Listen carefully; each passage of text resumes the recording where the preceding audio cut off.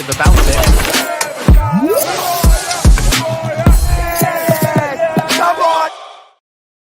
Yes, people, what's happening? Welcome back to the channel and welcome to another live stream and general Chelsea chat. Hope you've all had a good Christmas if you were celebrating.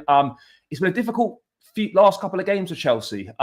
Two disappointing performances against Everton and Fulham, obviously getting done right at the end yesterday at Stamford Bridge. Fulham's first win there since 1979.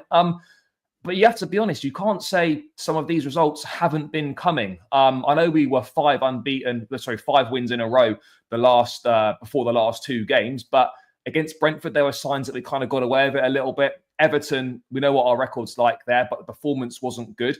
And then yesterday, the first half was okay. Second half was shades of last season. We were all over the place. There was a complete lack of control. It had become like a basketball match. And look, I'm seeing mixed reactions, and it's important to keep context. When you're talking about these games in isolation, there are a few concerning things that are starting to crop up and a few things that you look at and you think, if we don't get on top of those, then, yeah, we could have some more problems further down the line. And this puts massive pressure on the Ipswich game on Monday night. But Dan, great to have you back again, bro. Hope you had a good Christmas and all that. Talk to me. What are your immediate feelings after the game yesterday? Because obviously, as I said, there's been quite a big mixed reaction. I think it's really important to provide context as well, by the way, because let's make no mistake about it, we're in a much, much better position than we were this time last year. I think we've got 13 points better off than where we were at this point last season. So that's a great thing. But it's also true that especially yesterday and the last two games, it's the criticism is absolutely valid, because I think we're in a situation right now, bro, where the return of the Champions League for us, which should hopefully be for next season, we've chatted about this before, there is an issue when, for me, Maresca can't really seem to create that division between an A and B team, because it's fine for like Dewsbury Hall and your Felixes to play against, the shit teams we've been playing against, because it kind of masks any deficiencies. But when you actually need to rely on these guys in a Premier League game, it's almost like he's not fully trusting them, And bro, we've made 3 subs out of 10 in the last 2 games in the busiest time of the season, and yet late, and yet he always tells us that he trusts the squad. But we'll dive into that point separately. But I mean, we're in a great position, as I said. I don't think there needs to be a meltdown or an overreaction, but yesterday was really, really poor. Yeah, yesterday for me felt like last season. You used the word the phrase there was no control. I really felt like from the manager and the players that we lacked a sense of control in the outcome of that game, even when we were 1-0 up. I think second half, Marco Silva completely outdone Maresca tactically. I think what he allowed Iwobi to do with his system caused Gusto and Pedro Neto an absolute nightmare. And I think ultimately you could see what was coming, and Maresca never addressed it, never fixed it. I mean, I felt for Pedro Neto yesterday. First things first, a lot of people I saw on Twitter and their reaction after the game were, a lot of people were slating Pedro Neto. I think we have to praise him for his work rate, being out of position, being asked to do... Gusto was giving him no help. Yeah, because Gusto was so preoccupied with Iwobi and following him around the pitch. I think Maresca's only instruction to Gusto must have been go man for man on Iwobi and try to limit what he's doing. But yeah, I thought it was diabolical, if I'm being honest with you. But we don't need to feel as down as we have done at this similar time last season. When we lost to Wolves and we felt like the whole world was crumbling in and it was just awful and we didn't really know where to turn. We're still in a fantastic position in the Premier League. My expectations at the beginning of the season were Champions League football. Yes, the last 2 results in isolation, I don't actually think have been good enough. I think you can get away with a 0-0 draw at Goodison in terms of the result, but I don't think the actual performance was good at all. Yes, there are limitations in our squad in terms of probably profiles rather than quality. And I also think there are limitations that will be addressed in the manager's tactical philosophy at times, because I just feel like sometimes he meddles a little bit too much when he really doesn't need to. We had a system that's been picking up results. He's gone away with it They've gone away from it a little bit in the last 2 games, and ultimately we've not got a win. So slightly concerning, but I think he'll learn. He's shown me enough in the time that he's been here that he won't sit on this, and this won't be something that repeats itself for a long period of time, hopefully. Yeah, no, mate. And I think it's really important as well to point out that, this squad and Maresca himself, mate, they've got, with the start to the season we've had, there is more than enough credit in the bank to have 1 or 2 crap games. But what I'm looking at right now is the way that we're going to respond on Monday. We win on Monday, and you're sort of like, all right, you've had a couple of bad games. It's a young, inexperienced team. That's going to happen. But you don't win on Monday, for example, and then ever so slowly, you almost feel like the good work we've put in up to this point slowly starts to unravel itself a little bit. So this puts big pressure on the result on Monday night. But I mean, you go back to the game yesterday, and I just think it highlighted a number of issues that when we've got a few players out, I tell you what, bro, the depth is not half shocking. And people go on about, Madric's not been that good or whatever.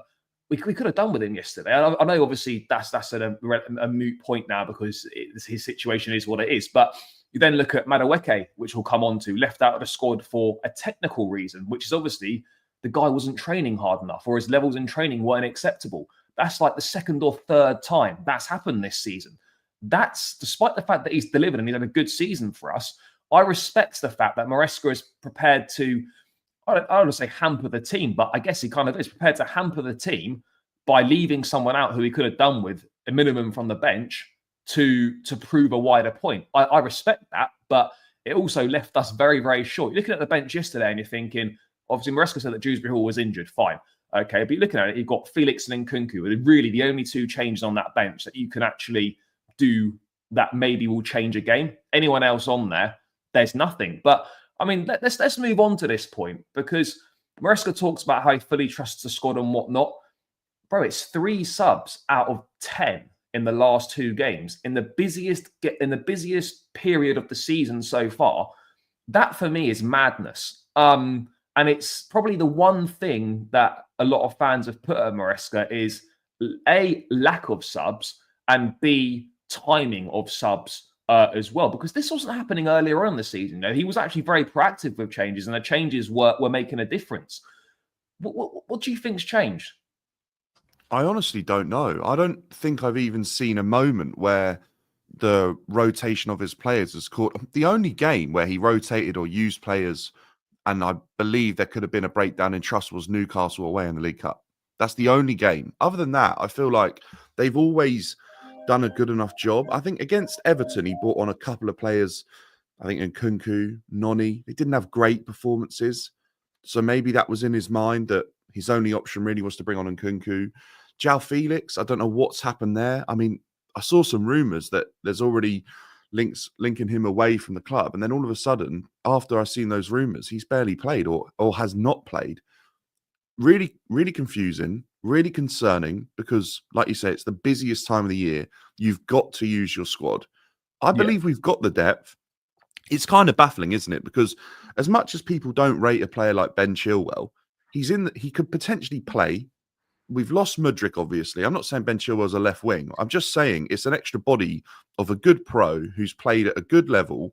Yes, he's had a lot of injuries, but when I look at that subs bench yesterday, I'm thinking Ben Chilwell wouldn't be the worst addition to that subs bench, just to be in the dressing room, just to be around. Even Chukwuemeka as well. I know he doesn't really fancy him, but it's just a different profile and something different from the bench. And it's so baffling that they banish these players rather than give them the opportunity to be in amongst the squad. That's what I find so strange, because there's players like Nkunku, who I actually think now has got to the point where I'm not really sure he's that bothered whether he plays or not. And then I think someone like Ben Chilwell would much rather play, and I know he'd give 100%. He might not be at the level of some of the other players, and I think Carney would look to impress. But Nkunku's been really disappointing recently, so I'm not sure what's happened for Maresca to start doubting his bench, but something has obviously happened. Look, I don't know. I started wondering whether Maresca was trying to manage expectations for his own personal career by just sort of, bringing everyone back down a level, make the results a little bit more sort of iffy. And in that way, we're not making too much progress too quickly, because sometimes if you make too much progress too quickly, you can make a rod for your own back. Yeah, no, I hear it. There's just a few strange things there. And look, we've spoken about Nkunku and Felix before, but I mean, for me, I think it's very clear that in the summer, like Felix wasn't on the radar, and people can like think what they want to think, but I think that the facts and the evidence is quite clear, right? This guy was available all summer. If we genuinely wanted him, we wouldn't have prioritized Omorodion over him and then done a last minute change of heart. The guy was there all summer. So straight away for me, that was a red flag in terms of signing a player that, you know, was available all summer, but he clearly wasn't the first choice. Why was there then a sort of a complete 360 on that, which is a strange one to me. It's a player that, if we're being brutally honest, we didn't need. It's not just because it's Felix. I mean, in terms of just that profile and that position, I don't believe that we needed that in the squad. But I'll be honest, bro, you have to have a little look at the summer window. And hindsight's a great thing, right? And with evidence, and when evidence changes, you know, your opinion can change. But you're looking at some of the business. You're looking at what? Felix and Dewsbury Hall cost what? About over 70 odd million between them. They're basically only used on a Thursday night. He doesn't trust Vega when Cucurella's not available. And we don't have a number 9 to challenge Jackson. And so you're kind of looking at those things and you're thinking, well, what kind of is going on here? There has been some really good recruitment, by the way. But I'm just looking now, he's noticing a couple of things in the summer and you're sort of thinking, yeah, those maybe didn't make sense. And maybe we should have pushed harder to get a striker in the summer. And why? Look, I'm not going to sit here and pretend that I thought Omorodion was unreal, by the way. Didn't really know much about him. And it's more just the profile of striker. But you sort of wonder, what was the thought process and the decision-making behind doing that last-minute change of heart? I honestly think it was to get Conor Gallagher out of the club. I think something obviously broke down with Omorodion's negotiations, because there was all that talk about it either being a medical or something to do with image rights. And I genuinely think they felt like they really had to get Conor off the books to generate a certain amount of money. And I think the only person that Atletico felt like they could really tempt Chelsea with to keep that deal going was João Felix. I think they viewed it as opportunistic. I think at the time we all thought, if it works out and he plays really well, it could be great. But I think we're all sat here now sort of looking at João Felix, and it's exactly how we all really expected it to go. He's not really got to the level that he was always sort of predicted to get to ever in his career. And it's pretty much similar, if not worse, than the first time round. It's like they say you shouldn't go back to your ex. And it's kind of sort of reminiscent for this sort of type of deal. He's had his chance at Chelsea. It's not worked out. We've given him a second chance. I still don't think it's worked out, because if it had worked out, he wouldn't be not starting in Premier League games back to back, or not even getting minutes. I'm not sure he's going to be happy with that, which means that's a bad apple to have around the dressing room. I completely agree with you. Looking at the summer window, I think we could have done more in terms of profiles. I definitely remember speaking about that during the summer, just sort of saying, I'm not sure this is enough. And I think we've got to the point in the season where we were managing our injuries really well. Then all of a sudden, a few absences have crept in out of nowhere. And all of a sudden, like you said, the squad depth's not looking great. And actually the profile of replacement that we have isn't exactly what we're needing either. You can't be expected to bring on Mark Gee for Nicholas Jackson in a Premier League game, even with the form that he's on. But I also think that he probably would have put in a better shift than Nkunku in the last 2 games. He would have done. And this is the thing, bro. Like, no one's saying that Guiu's a better footballer than Nkunku. That's not the conversation here. But if we're talking about number 9s, and, you know, for me, Guiu would offer so much more as a 9 than Nkunku does to how we are, to how we're looking to play. How we look to play does not suit Nkunku at all. Like, this number 9 experiment with Nkunku has to stop. For me, if you're going to play Nkunku, you either play him as a 10 or you don't play him at all. You can get away with him as a 9 in the Conference League against a poorer level of opposition because it masks those deficiencies. But we're at a point right now where Nkunku doesn't press. He doesn't suit how we're looking to play. He's not a number 9. And this might sound pretty harsh, but right now, when he plays, he's a net negative on the pitch for us at this point in time. And I sort of look at the whole Nkunku situation, and I'm just like, this is a top quality player, but for whatever reason, circumstances, injuries and whatnot, the way that we've recruited in other positions, the emergence of Cole Palmer, I don't think they expected Palmer to be this good. The signing of Felix as well probably hasn't helped Nkunku in terms of where he likes to play on the pitch. You just look at it and you sort of think, this was meant to be such a great signing for us. We were all so excited. And look, it wasn't his fault that he missed last season for injury, but it's kind of like now I've got a manager in, we play a certain way, and his profile and his strengths just don't fit in at all. They don't. They really don't for this system. And I ultimately think that's what's led to this decline in form, because I think there was a moment in time where he was scoring goals, obviously playing in the so-called rotation team, the B team, if you like. And it looked like he was putting the pressure on Jackson, and Jackson kept performing. Now we're at a point where Nkunku's declined massively. Jackson, ultimately, in the last few games, really has looked a lot more like he did last season than he did the start of this season. And it's not a good situation to be in. And then, like you said, when you put Nkunku on the pitch in a position that he doesn't want to play in, it's almost like his head drops and he just can't really be bothered to even try and play in a system that just doesn't suit him. It's diabolical that we've allowed ourselves to be in this position with the money that's spent. This squad should have been, in my opinion, absolutely nailed on, the amount of money that's been spent on it. The fact that we can sit here now and still say that we haven't actually bought in another striker rather than just Nicholas. I mean, we bought in Mark Gee, but I don't think we've ever really bought in another striker, especially one of a different profile. I don't think we've brought in enough depth defensively, because I looked at it yesterday and I thought, right, Tosin and Levi Cole are going to start the game. Is that a good enough defence to be in a title race? I'm just not sure. Gusto this season, obviously you can't. Yeah, look, Reece obviously is having a lot of injuries as well. Gusto this season really has struggled to fit into Maresca's system. And I think what we're seeing, we're starting to see a clash now of players that actually thrived and did well under Poch as much as we were bad, not fit into Maresca's system, and players that didn't do so well under Poch actually look better in a Maresca system.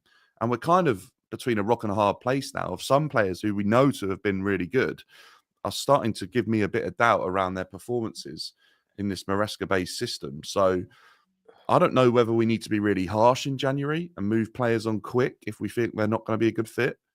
And then that allows us to maybe bring some people in. But at the same time, I don't know if this board are going to do that in Jan. I'm just not really sure. So. It's such a difficult window to get right. You don't want to be being really busy in January unless you're struggling. And it's really important that we don't press the panic button because we had a couple of crap results. As you said earlier, bro, we're in a very, very good position in the league. We're miles ahead of expectations. The fact we've only lost 3 games and it's almost the end of December in the league is brilliant. You know, there's no time to panic, but there are little things you're looking at and you're sort of thinking, there's some things that didn't make sense. You're kind of thinking, if we can maybe do something in January, let's potentially explore, maybe bring forward some summer plans and maybe try and see if anything's possible in January. But the problem with January is it's very difficult to settle in mid-season. It's very difficult to find a good value for money deal. And I think now the days of Chelsea splashing big money and whatever it takes to get players in, I think those days are few and far between and could well be the majority of those are definitely behind us. So I'm looking at that and I'm just thinking, I'd rather stick with what we've got almost. If you can move some players out, then you can do a like for like. But we haven't got the space in the squad to be signing someone without getting rid of someone. So that for me, you've got to look at that and think, well, who's going to go? You look at Chukwuemeka going, look at Chilwell going, you look at maybe a Disasi goes, potentially, maybe Cassidy goes or whatever. But I don't think we're going to solve any potential issues we've got in this team in January. But do you know what else I noticed yesterday as well? Is that, and look, it's all very well to say us at the start of the season, you weren't too fussed about it. I get it. But you look back at it now, I'm thinking, bro, the depth we've got in midfield is really poor. Look, I get it. You've got Enzo, Caicedo, Lavia, right? Okay. But that's taken a big presumptive gamble that Lavia is going to be fit for most of the season when he's demonstrated for the very small part of his Chelsea career that he cannot be relied on to be available on a consistent basis. You sent Andre Santos on loan, fine. You sent Leslie Ugochukwu on loan. Okay. You don't trust Dewsbury Hall. You don't trust Carney Chukwuemeka. You clearly don't think they're good enough to do a job in that position. You don't trust Cesare Casadei either. So you look at that, with Lavia unavailable, you are literally running Enzo and Caicedo into the ground, playing at the intensity that we play at. These guys cannot play 90 minutes every few days, week in, week out, for the rest of the season in midfield. It's simply not going to happen. And when Lavia is not available, you look at the options and there is zero. Yeah, I completely agree. And I just think I made a lot of fuss about this in the summer, but I kind of saw that the writing would eventually be on the wall that Lavia probably would have these injury issues continuously, that you wouldn't know what Enzo Fernandez would turn up. And I ultimately think now that when you look at the amount of money we got for Conor Gallagher and the player that came the other way, I just don't ever think it was worth selling him. And I'll die on that hill, because right now, I don't think you can deny that someone like Conor Gallagher, look, I'm not saying he's a match winner, but he's definitely useful in games like that. He's definitely useful for rotation. He's a level above Dewsbury Hall, who he bought in. He wants to win. He wants to play for Chelsea. He's got a great attitude. I think that just doesn't ever seem worth it to me, that was a player that we sold for the amount of money that we got for him, when our midfield ultimately, I don't think was at a good enough level once you let him go and you replace him with the likes of... I think, look, if Dewsbury Hall had worked out and had been more at the level that Maresca expected him to be, maybe it would have been a good signing. But for me right now, that's an absolute waste of 35 million. If you don't buy Dewsbury Hall, you're not as desperate to sell Conor Gallagher. If you don't buy João Felix, you're not desperate to move someone else on. And that allows you more money to spend in another area of the pitch to bring in a higher quality of player, probably. And I just think that's really silly, because we saw all these injury issues last season. I think we've done a great job of cutting that injury list down. But what I will say is that, why did we ever think that these sort of injury-prone players were going to be any different? Players like Badashile, players like Gusto, players like Reece James. I'm trying to think who else is on the injury list. Well, They're Fofana. They're the regular culprits. They struggle with injuries.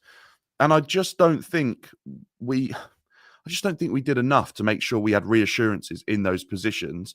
Someone like Andre Santos, I'm glad he's out on loan, because if he was back at Chelsea right now, I genuinely think he'd be playing the Casadei role, and his minutes would be so limited, it would be harming him rather than benefiting him. I think someone like Conor Gallagher, look, Conor Gallagher's gone to Atletico Madrid. He's not starting every game. He's happy to be there on the bench and work and try hard every game. And I just think we could have done with that on the bench.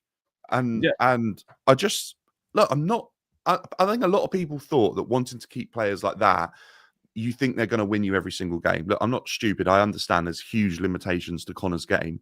But I do think that having players around that want to play for the club, that are happy even if they don't always start and will always give their all, they're really important, especially in these difficult sort of Christmas festive fixture list times. They're the type of players you need. But yeah, I look at our squad now, like you said, a couple of injuries.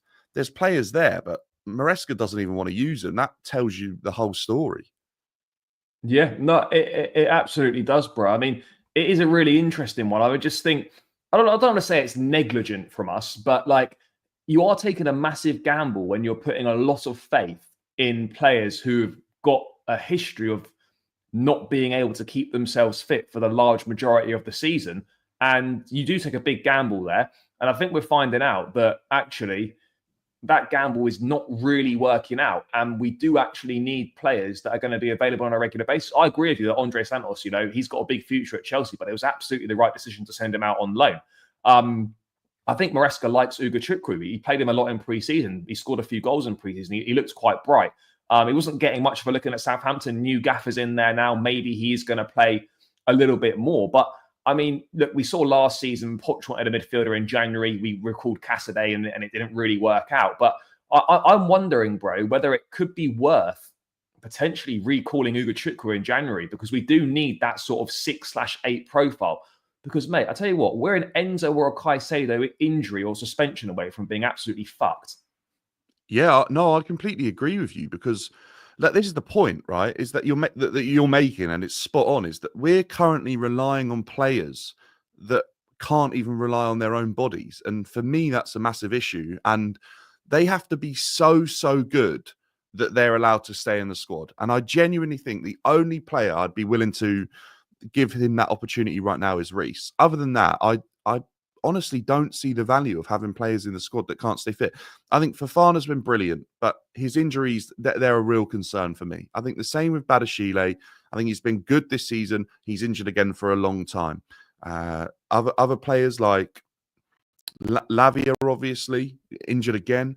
These are players that I wonder at what point did Chelsea go, it's not worth having these? And then on the other side of the coin is if you bring in someone like João Felix into the team and Kunku into the team, they're now showing that they're not really bothered.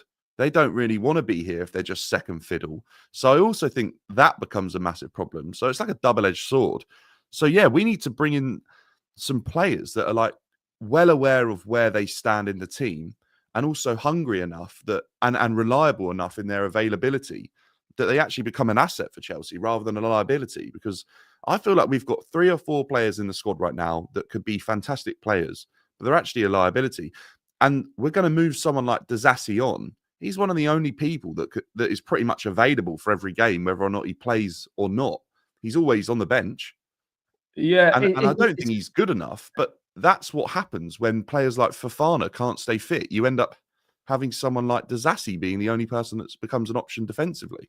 Yeah, no, I absolutely think, that is a fair point to say that why have we seemingly gambled on players who can't keep themselves fit being available for the majority of the season when we need them? I mean, three substitutions out of a possible 10 across the last 2 games in the busiest period of the season is just madness. And that points to me at a complete lack of trust in the squad and a lack of trust in the options available. You could clearly see in both those games, we needed to switch things up. We needed to try something different. And I feel like I don't want to go overboard, but it's got a feeling to it. This Jackson for Nkunku sub, right? This is starting to feel a little bit like the Kovacic-Barkley situation with under Mauricio Sarri. You can see it coming, and you look at it, right? And look, Jackson, I think, has done brilliant this season. I think he's going to be a really important player for us. But yesterday was another prime example of why not having a different profile of striker, a different option of, an aerially dominant, a physical striker is biting us in the arse. Because you put in Kunku on, he's not that. He doesn't press. He doesn't do what we need him to do. And you're at a point now where you're just like, if Jackson doesn't have a good game, you're not going to rely on Nkunku to do something coming off the bench, unfortunately. And Guiu can't seem to get any minutes in the Premier League. So, yeah, you're just sort of starting to look at a few decisions and you're thinking, yeah, some of these maybe didn't particularly make an awful lot of sense. But then you also got little things creeping in which need to be got on top of. And Maresca, in fairness to him, is making decisions even if it's at the detriment of the team. Bro, what is going on with Madueke, by the way? Because this guy is obviously, he's been good for us this season. He's matured and developed a lot as a player from the back end of last season to where we're at now. I think he's had a very decent season for us to this point. This is the 3rd time now that the guy has been left out of the team for, well, this was described as a technical reason, but I think we know what that is. Like, technical reason, when that's the only winger change you can make on the bench. I mean, if Tyreek George is on there, but, I'm not sure Maresca trusts him to make a difference in the Premier League. This is becoming a little bit of a concern. This is the 3rd time this has happened now. I mean, what are your thoughts on this? Because I just can't get my head around it, why you wouldn't be turning up to training, putting in those levels for the team. I honestly don't know, Charlie, because if I was ever given the opportunity to play for Chelsea, I would give my all every single training session, and I would make sure that I gave the manager no doubts and question marks around me. And it just confuses me that anyone wouldn't have that attitude. And I just don't understand. I don't get how this is now like you said, the 2nd, 3rd time this has potentially been called out in public, that Noni probably isn't working hard enough, isn't ticking all the boxes that Maresca expects him to tick. It's just not good enough. Players like this, these modern managers, they just don't let them stay around. They just move them on. I think of players like Aubameyang at Arsenal. Arteta got rid of him straight away. If a player isn't pulling his weight in training, they're another player that becomes like the bad apple, and it just spreads, and it's just not a player to have around. You can't tell me that Maresca would rather have Noni on the bench than Tyreek George. Of course he would, yeah. If Noni isn't doing what he needs to be doing, he's going to be hard. He's going to be strong, and either Noni learns or Noni moves. And I think what we're seeing is, and this is kind of a general around the whole squad, is that the rotations worked really well when the Conference League was throwing up a fixture every week or every other week, and they were able to get their game time. Now, no Conference League till March now.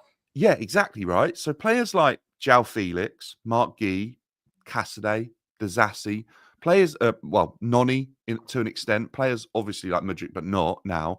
These are the type of players that they're going to see their minutes seriously cut. They could be playing 10 minutes a week if they're lucky, all the way until March, unless Maresca decides to rotate heavily for the next, for the Ipswich game. You just don't know. But this is where I've said previously, I worry about the mentality of some of these players and whether or not that could become toxic. We're at a stage now where we need this to be addressed now. Otherwise, I think it could start to go too far. I honestly don't know with Madueke how this gets fixed, how you address it. I think it's down to Madueke and Madueke only. Maresca's told him what he expects. Madueke has to be at that level. Otherwise, he's not going to play for Chelsea. It's obviously Maresca's made it as clear as day. And I don't know. This is the worry that all the top pros had, didn't they, at the time, was if you put these young kids on huge contracts, complacency could creep in. And they all said it. But do you also think, bro, like if you had some experienced leaders around the place, those standards wouldn't be allowed to slip in training? What I want to know is that footballers aren't stupid. It's quite obvious if someone's not pulling their weight in a training session, I would have thought. Who's telling him, "Oi, Noni, what's going on here? Like your levels in training, what's happening here?" Like, he's very good mates with Cole Palmer. Like, he's obviously got friends in the squad. I'm sort of thinking you don't have to be a top level experienced pro to notice when someone is not pulling their weight in training. What are the other players maybe saying to him? Because this is now the third time. There's this article here in the Mail. Madueke has had 3 strikes by Maresca, one in August about training, another before Aston Villa about training again. And now what we can only assume is strike 3 by Maresca. Obviously, got no plans to sell Madueke in January, but I'll be honest, bro, this is repeat offender. Like, this is not something like a one-off where you're like, oh shit, I've dropped my levels. That's not going to happen again. This is the third time, and we're in December. We're not even halfway through the season yet. And this is the third time this has happened. Now, I don't you can maybe get away with it if you're like Eden Hazard levels of talent and what you're doing. You can maybe make a slight excuse for it. But right now I'm looking at this and I'm thinking, people think it's a slam dunk that Mudryk would be sold over Madueke, right? And that may well be the case now with what's happening with him at the moment. But let's presume that Mudryk was available, right? Even if Noni is doing better than Mudryk and his output is better and, maybe he's influencing games more, Chelsea would rather keep Mudryk if he was obviously not banned right now, because he clearly works hard. He's got a good work rate, good ethic, good attitude and whatnot. Noni, I think, is a talented boy. He's played well for us. I think he believes his own hype. I think he thinks he's probably better than he is. This is an England international now. Why on earth are you letting your levels drop? Do you really think Thomas Tuchel will be seeing this? He'll be fully aware of this. He can easily pick up the phone to Maresca and ask about Noni. Bro, you're not going to get picked for England if you've been dropped 3 times because your attitude in training is shit. Yeah, I don't know what it is. I don't know whether it becomes from off-field distractions. I don't know whether it's, like you said, he's believing his own hype. He did say, didn't he, a little bit, Maresca, that once Noni does good, he believes that's it. He's done good. That's enough for him to be in the team next week. And the way Maresca works, it's obviously a game-by-game basis. And after the game's done at the week or the game's done at the weekend, you reset, you go again, and it's like a clean sheet going into the next game for the build up. I don't really think the performance the week before does much in terms of credit in the bank for Maresca. I think he likes to see players working hard and proving themselves for every match. And yeah, it's concerning. Don't get me wrong. It really is concerning. Noni looks like a guy that brings good energy, looks like a guy from what I see on the outside that is friends with a lot of players in the squad. Sometimes that can be a bad thing because if your friends are playing and you've played with them your whole career as a youngster and you've grown up with them, and then they're absolutely flying and they're playing every week. Someone like Coe obviously is known for a long time, and then you can't quite get in the team and a big money signing's come in to compete against you in Pedro Neto. Yeah, maybe he is starting to wonder what's going on. Obviously, Carney Chukwuemeka as well is another one that Noni is obviously good friends with, and that's a strange relationship with Carney in Chelsea at the moment. I honestly can't put my finger on it. It's confusing. I don't understand why you wouldn't want to turn up, why you wouldn't want to train, why if the manager's told you twice, you can't understand it by that point. It's really confusing. I think Noni's so frustrating because I actually believe he has such a high ceiling. I think he has the ability and the talent to go so far in the game. I really, really do. I think he could be a fantastic player. But there's obviously something right now that isn't clicking. And I don't know whether he thinks that he's already made it. I'm just not sure. But it has to be addressed. And if it doesn't click, my worry would be that he sort of follows a similar path to someone like Dele Alli or Jesse Lingard, and the career just sort of gets away from him, even though he had so much talent. So I agree with you. I think Mudryk has shown a desire and a work rate to play for Chelsea, and I think that's why the fans are patient with him, even when he's not put in fantastic performances. But obviously now he's limited by an outside factor. Slightly concerned, by the way, if Noni and Mudryk are not deemed eligible by Maresca for squad lineups, I worry about our strength and depth with wingers as well. And we already know this. Yeah, we know there's a lack of output from our wingers in terms of numbers as well. Even I was looking at it the other day, even like Pedro Neto, he obviously coming for a lot of money. I think he's been really, really good. His output actually is not great for Chelsea. But he's never been a goal scorer. No. That's the thing with Neto, right? And that's what confused me yesterday when people are getting on Neto. If you wanted a goal-scoring winger, you don't sign Pedro Neto. No, he's never been a goal-scoring winger. He's more obviously of a creator. Gets a decent amount of assists. His defensive work rate is very, very good. There is a problem where I do look at it, and from the wingers that we've got, there's not really, none of them are what you would say are goal-scoring wingers. Look, they'll chip in with a few here and there. Of course they will. You know, Madueke's got, 5 in the league. Mudryk will get you a few goals here and there. But you look at the wide players, and if you want goals from a wide man, we don't really have those kind of attacking wingers that are going to score you 10-plus goals. You've not got someone like a Riyad Mahrez, for example, who is direct, who will score you 15-plus goals. Yes, those players are hard to find, but we need so much more output from the wingers. We're just not getting it. Yeah, I completely agree. I actually think if you've got in this squad, if you've got someone like Cole Palmer that's putting up really good numbers, you've got a striker that's scoring goals, which obviously is a slight question mark in the last few games, and you've got one, if not two, wingers that are capable of putting up double-figure goals a season, you're then making and closing the gap to the top sides in the Prem because they have that. They have a Saka, they have a Salah. We don't really have that from a wide area yet. I think we probably got a bit fortunate last year that Cole obviously played out wide in a few games, but obviously now it's obvious he's being moved into a slightly different position under Maresca. So yeah, look, I'll be honest. I think Madueke could be that player, but obviously something is going on in training that is not pleasing Maresca. And it's as simple as Madueke needs to address it as quick as possible. Otherwise, I believe the board might back Maresca and he might be moved on.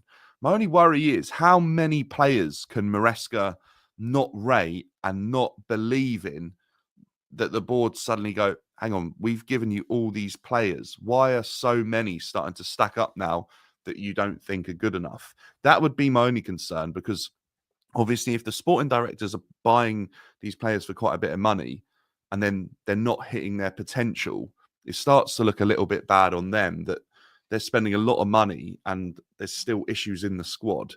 That would be a concern for them, I think. So look, it's really confusing. I think what we need to remember as a fan base is we're in a good position. Yes, I think we're probably in a position in the league that is better than what our actual performances suggest at times this season, but the teams of Arsenal and Manchester City have ultimately fallen short of where everyone expected them to be. So it is what it is. We've beaten who we've beaten. We've got the results that we've got. If that says we're good enough to be second, third in the Premier League table, then we have to appreciate what good work's also gone on at the same time. And maybe this is just a blip. I think last season, Poch hadn't shown me enough to think that we were getting out of it.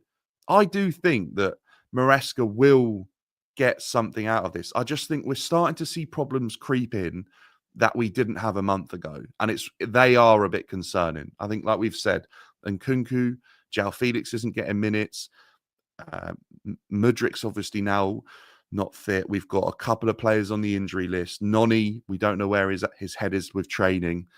You just got to put a stop to that now. If you let them go on for another month, it starts to get a little bit concerning for me. But right now, nip it in the bud, move on, get back to getting results against the likes of Ipswich, I think. Yeah, it is an interesting one, isn't it? Because you're sort of thinking, right, I get it, and I respect the fact that, he will leave someone out at the detriment of the team to make a point. I think you have to do that as a manager. You have to show that you cannot get away with that. But also, how long can you keep doing it for when it is actively impacting the team? Like that would be my question there. I just find it strange that Neto and Sancho both played 90 minutes yesterday. I know, look, Tyreek George was an option from the bench, but I was discussing this with Don after the game yesterday. Like, I'd rather have fresh legs on there to try, just for something different, just to have a go, rather than a tiring Sancho who. Did you see how exhausted Neto was? Like, mean, Neto was like bending over, wasn't he? Right, that's what I mean, though. Like, yes, Tyreek George has played no Premier League minutes, but let's maybe just try something a bit different. Why couldn't you swap Cole Palmer out to one of the wings, bring on Felix for a wide player, and play Felix in a 10 and Palmer on the right-hand side, for example? Just try something different. I know he always goes on about balance, but I just would love to ask him, why is there a reluctance to do anything a little bit differently? Do you think we had balance, though, yesterday? There was no control. So, like, that's what I thought. Like, I was seeing gaps between Enzo and Caicedo, which have not been there all season. That was exactly which was exactly how he used to play last season. Yeah. Bro, we were getting beaten on transition so many times yesterday. That exact gap you're on about is exactly where Iwobi moved to in the second half, because Marco Silva obviously spotted it in the first half and thought, right, okay, that's exactly where you're going to operate in the second half. And it caused Gusto such an issue. Ultimately, it led to, I think, the Harry Wilson goal eventually. But you even look at the goals, right, we conceded yesterday. Both of them are so poor from a defensive standpoint. Why is Tosin trying to play offside, right? And Harry Wilson is just literally left completely unmarked at the back post. That was dreadful. Neto, who I actually thought had a good game yesterday, that was an absolutely pathetic attempt to try and body Iwobi and then pretend like you've been done in the face. Like, come on, brother. Like that, what are you doing? That was so poor. And then the goal that we concede for the winner, the laziness of the tracking back. Colwell is jogging. He is jogging back. Like, where's the intensity to get back and try and stop that? That is so poor. And look, even for the goal as well, you look at the Sanchez kick where, you could have just played a nice, easy, short pass. You've tried to do something, go long. It's been intercepted and whatnot. Gusto, again, asleep at the back stick. That's a number of times that's happened. Defensively, look, I don't want to say we've discussed this before, bro, but I don't think we're awful defensively. We're nowhere near as bad as what people make us out to be. But you see stuff like that, and it's just basic application that you should be busting a gut particularly at the end of a game to get back. Why is Colwell jogging back like he's not hard? Well, as soon as Sanchez hit that pass, and you could see it went over the Chelsea defence. Cucurella had like made a busting run to try and break the line of their defence. It just landed in the area of Fulham's midfield. No Chelsea players around it. There was like three Fulham players just in like no man's land for Chelsea. And Levi Colwell just turned around to Sanchez and was like, "What are you doing?" And instead of running at that moment in time, he turned around to moan at his keeper. And that's just pure inexperience, isn't it? Because someone like John Terry, one, doesn't let Sanchez do that. But two, at the same time, instead of turning around to moan, hits the sprint, is chasing back to his own goal, probably gives away a free kick or penalty or something like that. And then after it's happened, would then turn around to Sanchez and be like, "What are you doing?" Yeah. Colwell's first moment was to turn around and moan first instead of react. And it's things like that where you hit the nail on the head earlier, suggesting that this team is in need of an experienced player, if not more. But after reading what I've seen today regarding how the sporting directors are going to work with Maresca, I don't see them adding any experience, especially in terms of a player with a certain amount of age and experience. I definitely don't see that happening.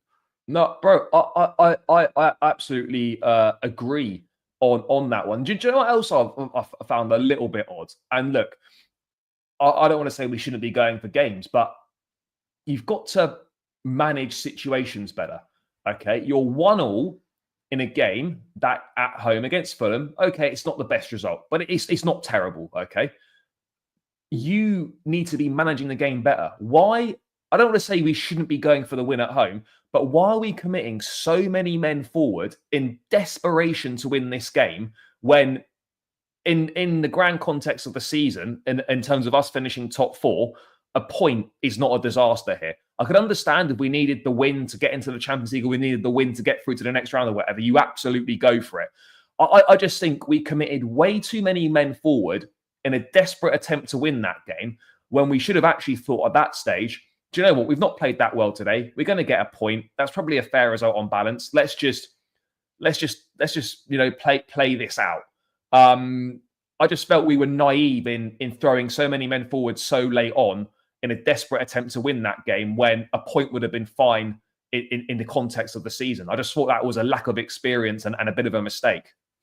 Yeah, and it has to be a learning curve, because I think last season that sort of result led to us spiraling out of control and falling further down the league. And I think we have to learn from that immediately. Maresca made mistakes yesterday.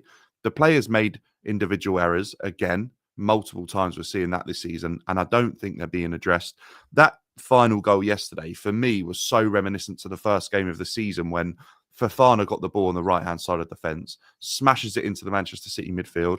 Kovacic picks it up, drives through our team, scores. Fulham did exactly the same yesterday off of a Sanchez kick. Sanchez should have never have gone long, especially that far away from his side of the pitch. I mean, if you watch the replay of that goal, Sanchez just about gets back into the centre of his goal by the time Fulham are on the edge of the box. And I just think it's just that sort of thing is crazy.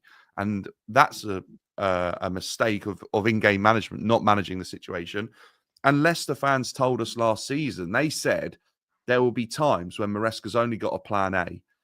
And I hadn't really seen it yet. But yesterday was the first sort of example I've seen where I really felt like Maresca was really being stubborn, didn't want to change, either couldn't see what was happening or was being stubborn and going for a victory by scoring another goal. And it just didn't work out. And do you think we lack a plan B, by the way? Because look, I'm not saying it's like, obviously you need to kind of change things up now and again, but I just look at it and I just think there seems to be a complete unwillingness, seemingly, to do anything different rather than just make like-for-like changes. I know in certain games we'll have Cucurella overlapping or underlapping or whatever. You make little tactical tweaks here and there. But when something clearly isn't working or you need to bring someone on to try and unlock a defence where clearly the players on the pitch are not getting any joy, I don't understand why there's such a reluctance from him to do that. And that, for me, it does seem like on certain occasions, the last two games been a prime example, there's no plan B if things aren't going well. Like, what are we doing to change things up? Because there's no point just continuing how we're playing. That's exactly what we did. Yeah, I honestly agree with that. Like, we've seen him have a plan A and have variations in how his plan A works. So he can make tiny tweaks that have often been enough this season. But at the same time, when his whole plan doesn't work and that gets completely countered, that's when I think there are limitations. And I think this is the issue now with a lot of modern day coaches. I don't think this is just a Chelsea problem. I'm well aware it isn't, because teams like Spurs have a manager like Ange who is so reluctant and stubborn to go away from his plan A that he actually probably doesn't even have a plan B at all. I think the same with Maresca. I think Maresca's plan A has got him to where it's got him, and he'll stick by that. I think managers of the past were pragmatic enough to switch it up and make changes that would get him the result. And I think we saw a manager like Arne Slot do that against us. And I think that ultimately got Liverpool the win that day when we went up to Anfield earlier on in the season. And I just think it's moments like that where a manager has to have a backup and has to have different profiles on the bench.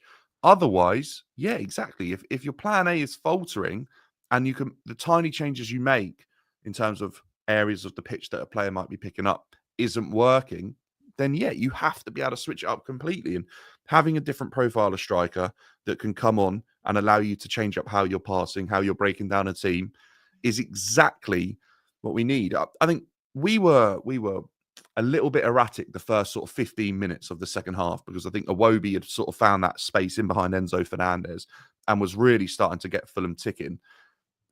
And Maresca on the sideline was like, calm down, get wide.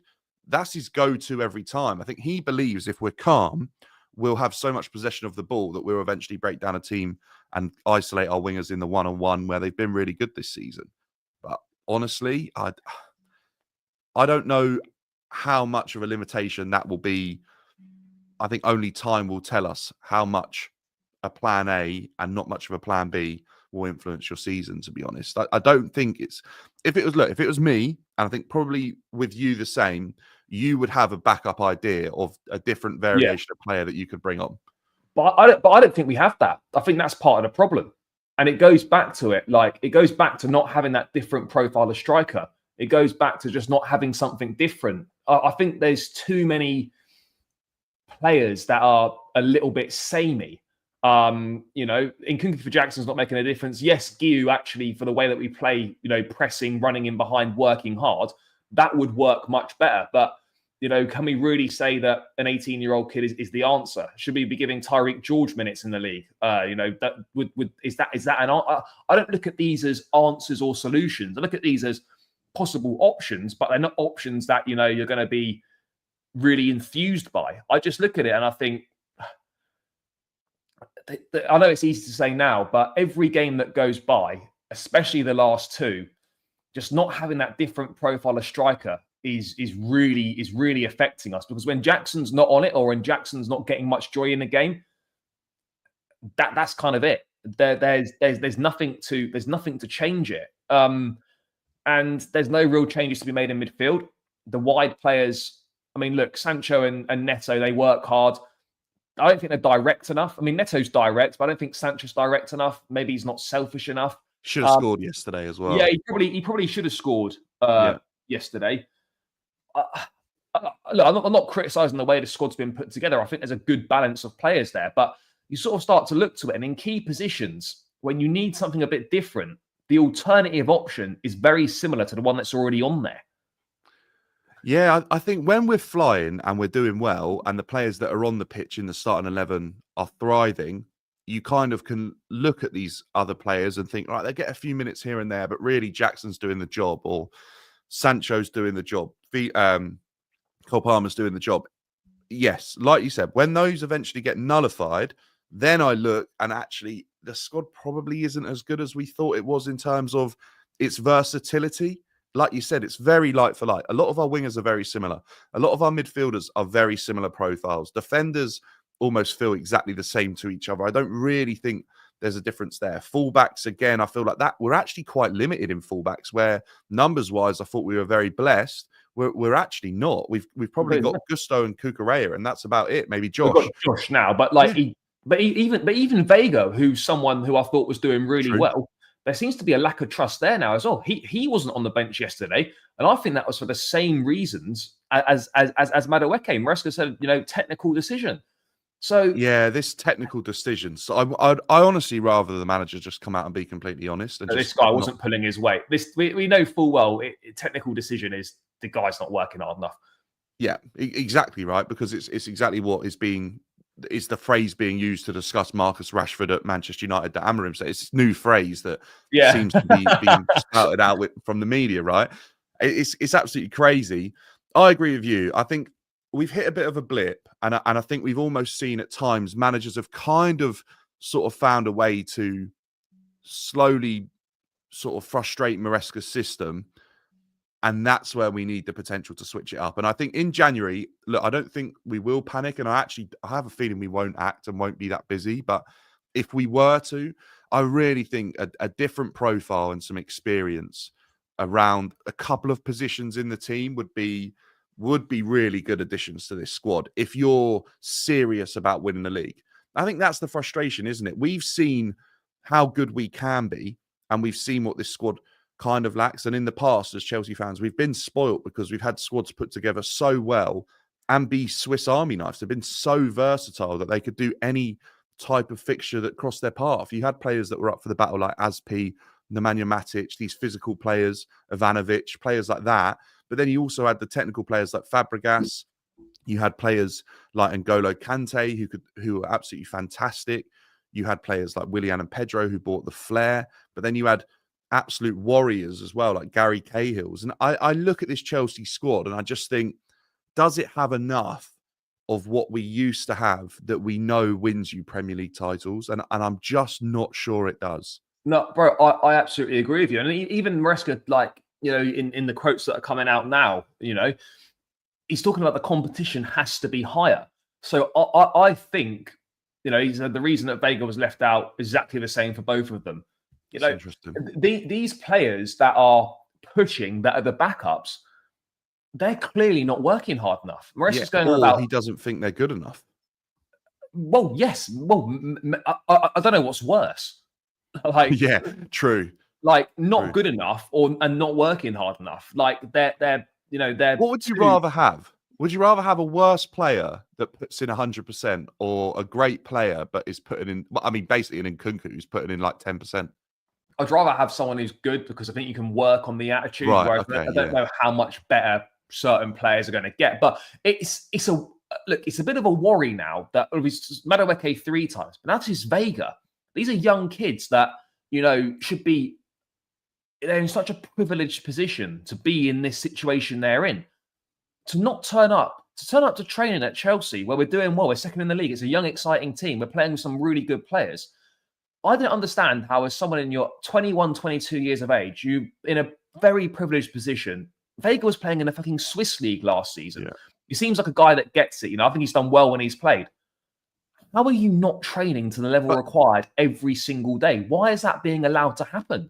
Do you think this is the issue, though, that where Chelsea's current method of building a squad is that they're trying to go one step ahead of Brighton, so they cut out the middleman?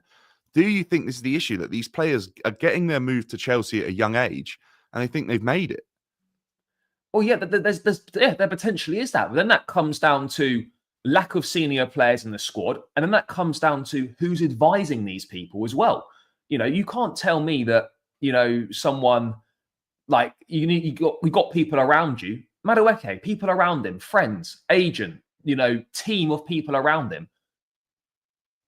There's only so many times the manager can say to you, bro, what are you doing? You're not hitting the levels required. Why are you not doing that? There's only so many times that can happen before. And look, Madueke might end up leaving Chelsea, not because of his ability, but because of his attitude.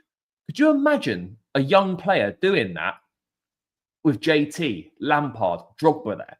You do that once, they come down on you like a ton of bricks, and you are never, ever doing that again. And this goes back to our previous point, It's all very well a manager saying something and making it clear. It hits very differently coming from your teammates. And I just wonder what players in that squad are saying to Madueke, look, mate, you might be doing well for us right now, but you're not hitting the levels in training and it's affecting us on match days by not having you as an option. I wonder what players are having those difficult conversations. I'm just not sure there's that many doing that. No, I honestly, I'm not even sure whether the manager is having that conversation. I think even the manager is probably saying, you need to do this for training. Look, he's just ACFC's just said in the chat, it would have been Thiago Silva, it would have been Reece. It would have been, yeah. It probably would have been, but they're not here. And I mean, Reece is, but he isn't. If Reece was playing every week, he could say it, but he isn't. Reece has got his own things to worry about right now. This is exactly it. This is what happens when you put together a whole squad and a manager with a lot of inexperience. Is these problems will arise, and the only way they disappear is either adding instant experience and leaders, or with time that these leaders within themselves step up, and the players that are willing to call people out, they rise to the top. And I think someone like Levi, I kind of see someone like Levi could eventually be that guy. He could potentially be that. Is he right now? I'm not sure. The issue with having a lot of friends in the dressing room is that it can be, maybe they don't want to say the thing to their friends, and they might not be strong enough to do that yet as individuals. And that's the issue, isn't it? Players that come into the dressing room have no loyalties. And if they're leaders and the right profile and they're winners, they'll ultimately call people out for not doing the right thing. I think every manager needs a guy like that in the dressing room. And I personally don't think Maresca has that right now. And if I was Maresca, I'd be speaking to the board saying, look, I need one or two guys that can do my job out on the pitch. Yeah, no, it is difficult for us at the moment. And look, it's all very well and it's exciting having these young players and they're growing together. And I think, we are going to be in a very good position and we are going in the right direction. But little things like this, if they're not dealt with, they can get out of hand and they can cause problems. That's one player 3 times now. And that's now Renato Vega as well, first strike, of not delivering levels in training. You sort of wonder, well, how many other players are not going to be hitting levels in training over the course of the season? There's going to be many more of those. And look, obviously the gaffer will tell you in private and then he'll announce it publicly. No problem with that whatsoever.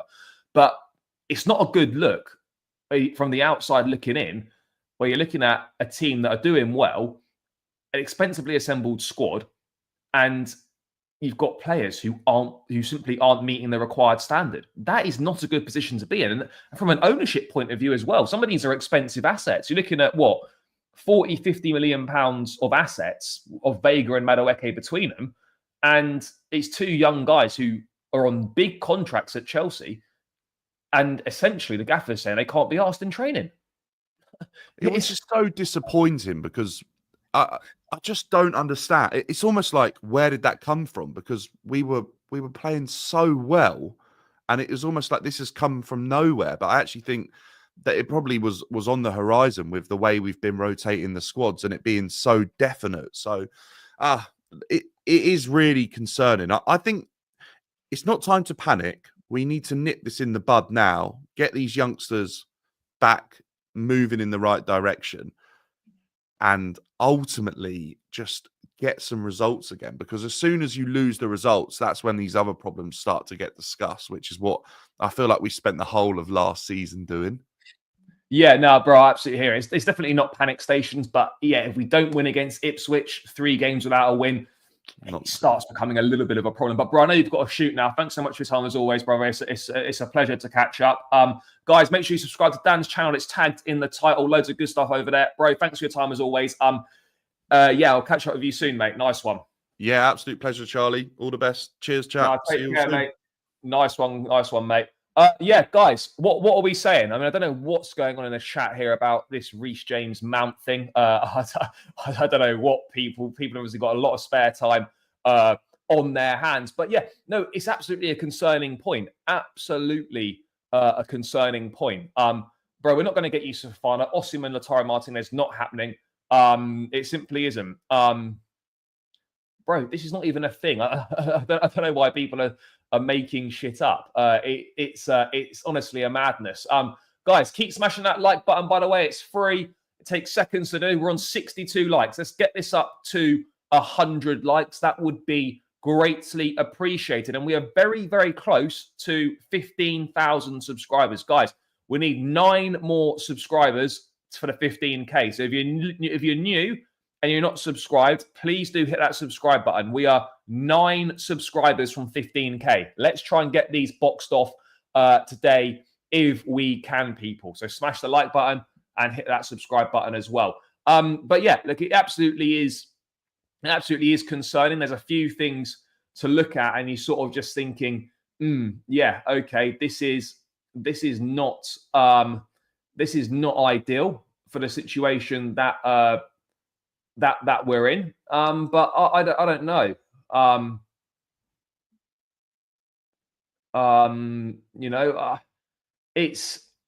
There's a few little concerning things. Absolutely no reason to panic whatsoever. But this is also, a very fair point. Yes, big up, brother. Hope you're well. That with a few players unavailable, the depth is suddenly looking very scarce. If you look at the situation here, we currently have 5 players injured: Lavia, Fofana, Badiashile, Reece, and Dewsbury Hall, plus Mudryk unable to be selected. Our midfield options in particular look very scarce. And you just look at that. It's not that many players unavailable, right? Okay, in the grand scheme of things, it's not a lot of players unavailable.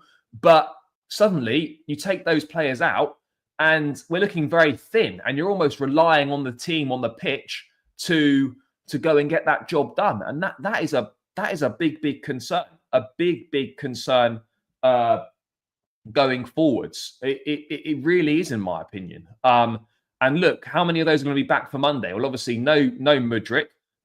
There's going to be no Fofana or Badiashile and no Reece James.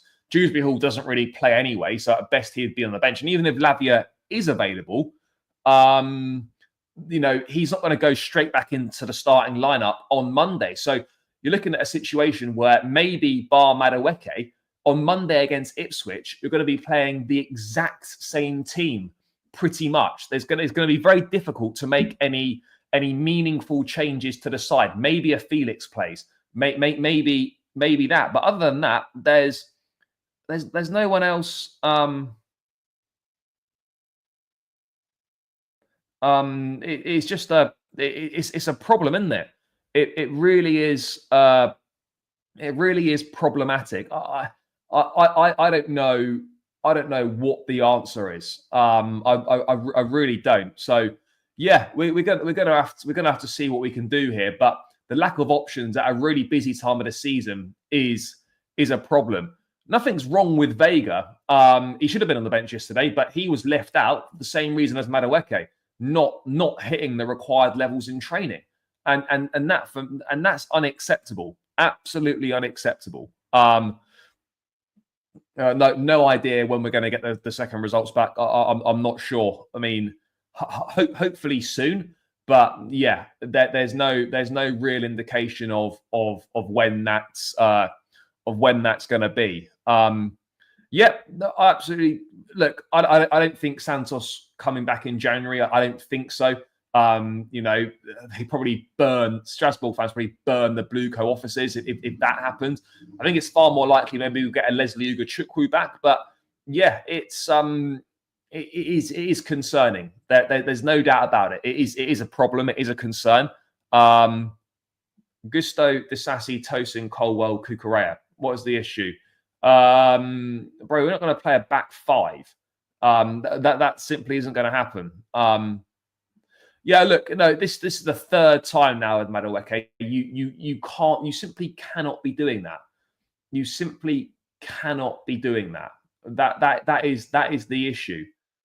That is absolutely the issue. So look, there's a few things to be worried about. There's a few things that we need to get on top of. Lack of substitutions, lack of willingness to adapt on Maresca's part seems to be a problem as well. So yeah, I'm really not. I'm really not sure. I'm really not sure. It's gonna be interesting. And look, I've got no problem with the gaffer dropping players at the detriment of the team. I've got no problem at all. But, you know, how many times can you keep doing that? You know, these players need to fix up that are not bringing the required levels in training. And I love the straight talking, no nonsense approach. But it's funny how then people change their minds on that straight talking approach when it's one of their favorite players. It's mad, really, isn't it? It's absolutely mad. I just think he sort of believes his own hype. Like, this is the third time this season that he's been left out for dog shit training reasons. Like, it's poor. Yeah, look, it's a problem. Look, I don't think Tosin's been that bad. We're not going to bring Chalobah back in. We don't need more defenders. Like, if someone's like, if we're going to sign a defender, we're going to get rid of one and then bring one in. It's that simple. Bro, I just don't see us playing a back five. I just don't see it. Yes, all good, brother, all good. Hope you're well. But yeah, guys, keep smashing that like button. We're only on 65 likes. Let's run this up. Run it up. Yeah, Monday is absolutely a must win. No doubt about it. Monday is a must win. I don't know how that game's going to go, but there's suddenly now a lot of pressure on this game. Against Ipswich, and it could be very difficult for us. It could be a really tricky one. I don't know what the answer is, but I think, look, the important thing is not to panic. We're second in the Premier League still. We've just lost our third game of the season, and it's the end of December. We're on track to do exactly what we need to achieve this season. It is no time to panic, but at the same time, there's nothing wrong with singling out issues and, you know, criticizing the last two performances because they simply haven't been good enough. And there's a few issues that are starting to occur. You know, that is the problem. So I just think you've got players like Madueke who are letting himself down, letting the team down. Vega letting himself and the team down as well. There's a few options that are not being done. So it's going to be interesting moving forward. But we have to be meeting the levels in training as a bare minimum for any football player. That is absolutely ridiculous if you are not hitting the levels in training. You must hit the levels in training. There are no excuses not to be hitting those levels in training. It's totally unacceptable. Totally unacceptable. You know, totally unacceptable. I don't know what the solution to that is. It's a real lack of it's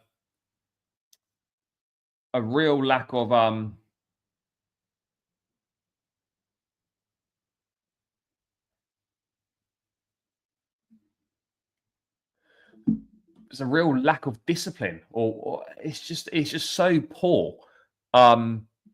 Or anything? No, well, we've also got Josh Achimpong, and Achimpong should be trusted now. Achimpong should be trusted in this position. He absolutely should be.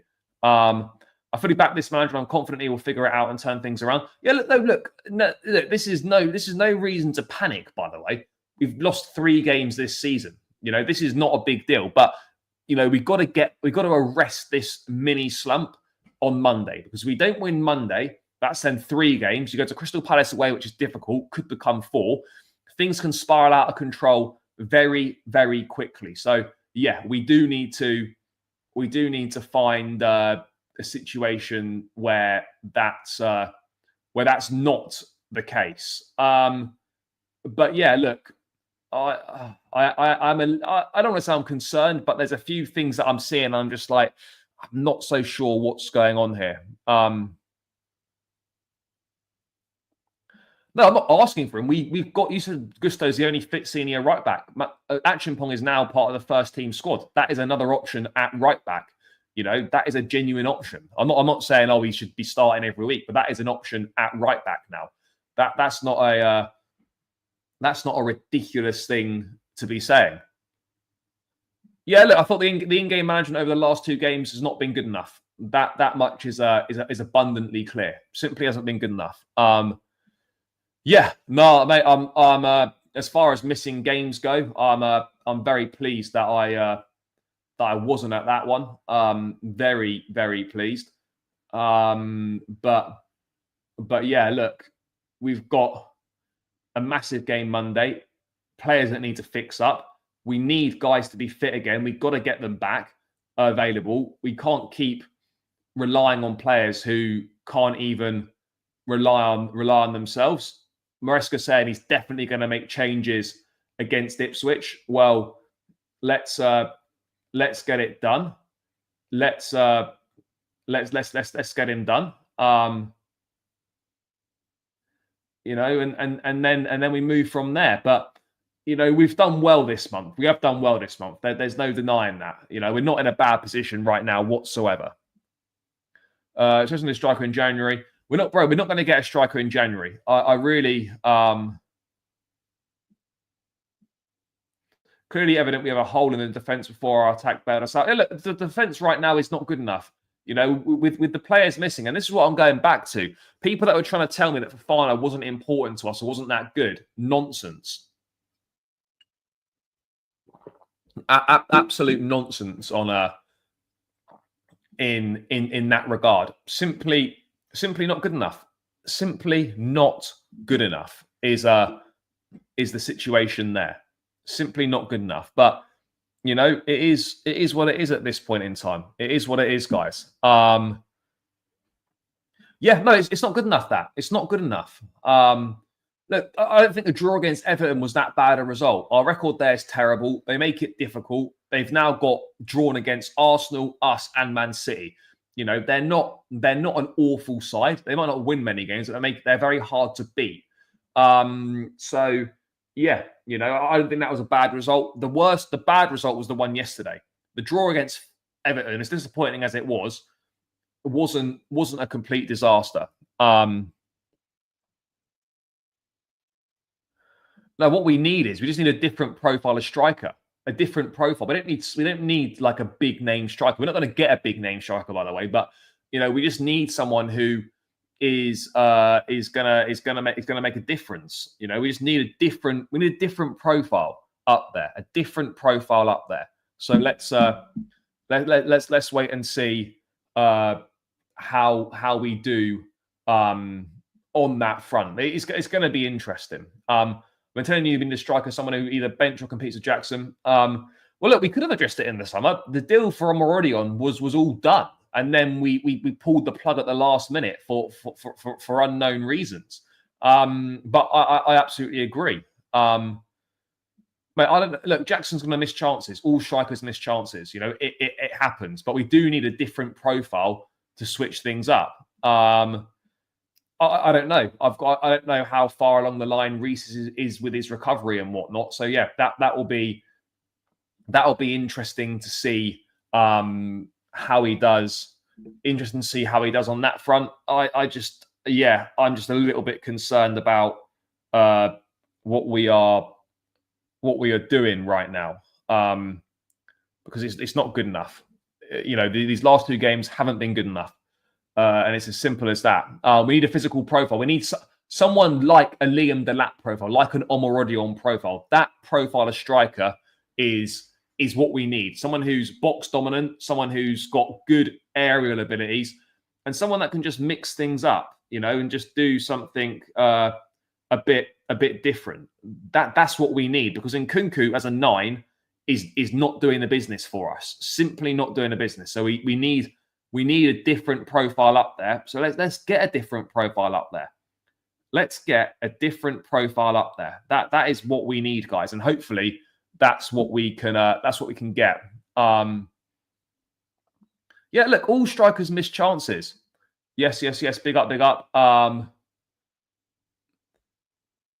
And Kunku did nearly score at the end. Yeah, guys, make sure you're smashing the likes and subscribing. We're still 9 subscribers away from 15K. Let's get that today, guys. Come on, people. Let's get that today. It's free. It takes seconds to do. Let's make sure we are doing that. Let's get this to the 15K. We deserve it, people. Let's get to 15K. 9 more subscribers. Harleman missing yet. He has. What is wrong with Mark Guiu? Yeah, I fully agree. I'm not sure what is wrong with Mark Guiu. I don't know why he's not playing more. I don't know why he's not getting more of a chance in the Premier League. Rod do nothing in January. Yeah, I probably went to the summer as well. Sesko, if you're willing to go low level of the lap. Yep, Sesko profile. Yeah, look, Sesko or the lap, either of them.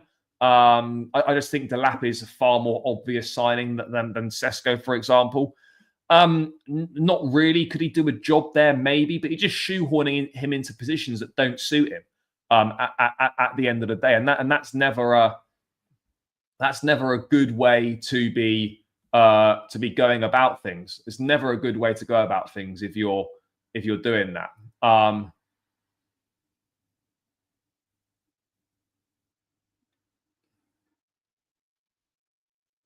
It's an issue. It is an issue. So look, to round out, guys, there's a few concerning things. The last 2 performances have not been good enough, but let's not panic. We're in a very, very good position. Second in the Premier League still. Lost 3 games all season in the league, and it's the end of December. Let's not panic too much, but let's also be aware that things have got to improve. We need to make changes, and players have got to hit the required levels in training. And there needs to be someone demanding that and making it clear that it's unacceptable to drop below those levels. And I'm just not sure if we have those players. But look, we're still in a good position. We must win Monday, and let's hope that we can put things right. We're still in a very good position, by the way. So there's no time to panic. We're still well on course to qualify for the Champions League. There's just a few things creeping in that need to be addressed and that we desperately need to get on top of, and that's just the reality of it at this point in time.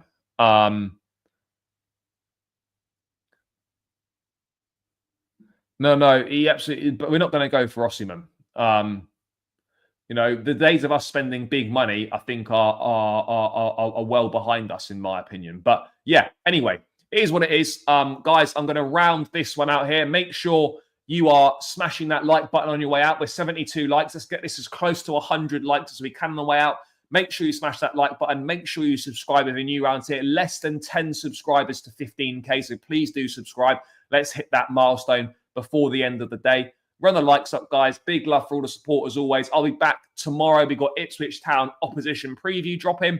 And then Sunday night, I'll be live for an Ipswich preview. So make sure you are staying tuned in for that content. Big yourselves up, guys. Love. Enjoy the rest of your Friday. And I'll catch you lot tomorrow. Up the Chelsea and peace out.